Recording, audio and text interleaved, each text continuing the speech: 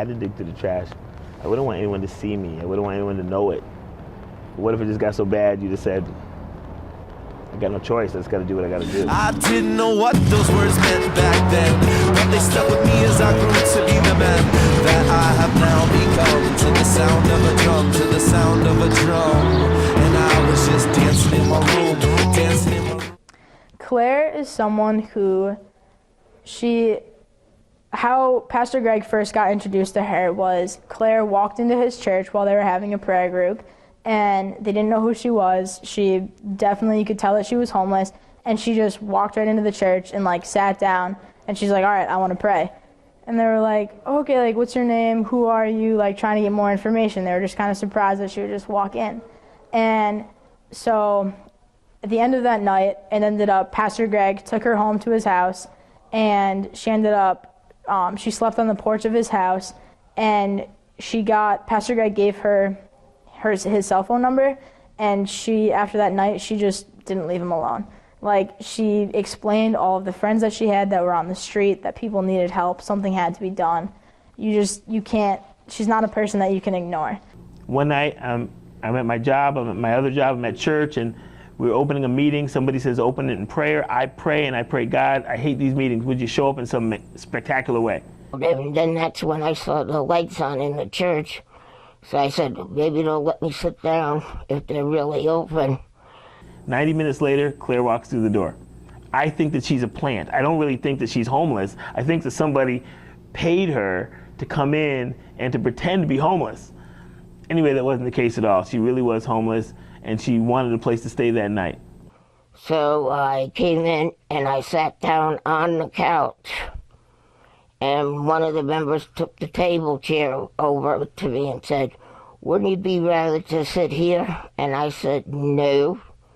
I said, I'm homeless, been kicked out of every shelter in the state of Massachusetts except one.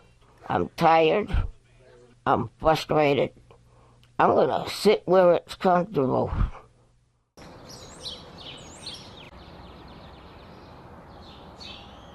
All of a sudden I looked over, there's Pastor Greg with a great big grin on his face.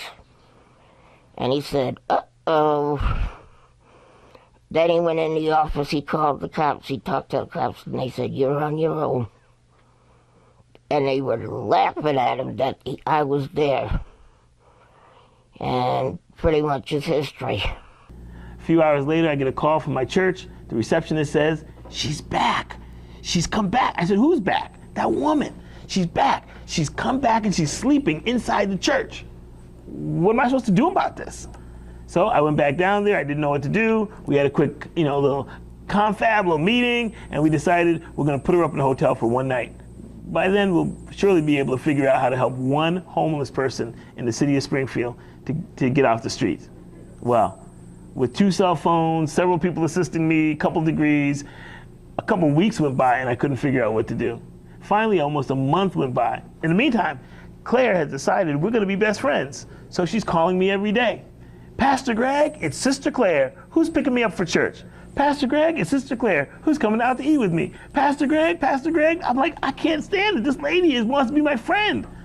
Pastor Greg, when he smiles, he has a smile just like the Cheshire Cat in Alice in Wonderland, because his smile is mischievous. So I nicknamed him Handsome. And when you go visit her, if you stay there long enough, she's going to give you a nickname. Whether it'll be Curly or Cutie or Smiley. She just loves hanging out with people. It's a big part of her life. And I'm glad we get to do that together with her. Well, before I met Pastor Greg, it was very shaky ground with some of the people that I met. There was one bad situation when I was staying on this porch over on Hancock Street.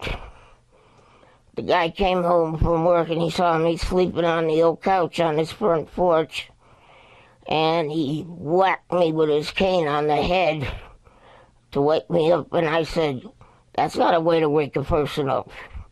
I tell you, I wish I could say it was just my personality, her personality kind of connected together, but honestly, I wasn't ready to connect with Claire.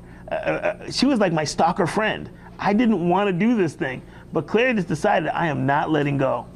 And it's been awesome to think that one person could impact the world in such a way. I know in her own way, she doesn't even believe that she's done that as much as she wants to do, but she has done a lot to impact people, mostly because she never, ever gives up. I thank him for being a friend